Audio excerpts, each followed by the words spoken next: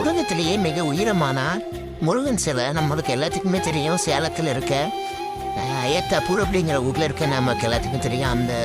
அந்த கோவிலுக்கு எல்லாரும் நிறைய பேர் போயிருப்பீங்க. பட் ஆனால் இந்த கோவிலுக்கு முன்னாடி இருந்த மூலசனம் அப்படிங்கிற ஒரு இடத்துக்கு பார்த்தீங்கன்னா நம்ம முருகன் சிலை இருக்கு இல்லைங்களா, அதுக்கு பின்னாடி ஒரு மலை இருக்கும். அது மேலே கீழே ஸ்டெப்பில் இருந்து ஏறி மேலே போகணும். இந்த ஸ்டெப் பெருசாக இருக்காது, பட் ஆனால் கொஞ்சம் கரடமோட தான் இருக்கும். அந்த இதில் அப்படியே மலையில் போய் பார்த்தா அப்படின்னா அந்த முருகனோட அழகு பின்னாடி இருந்து நீங்கள் ரொம்ப அழகாக ரசிக்கலாம். ப்ளஸ் கொஞ்சம் அட்வென்ச்சரான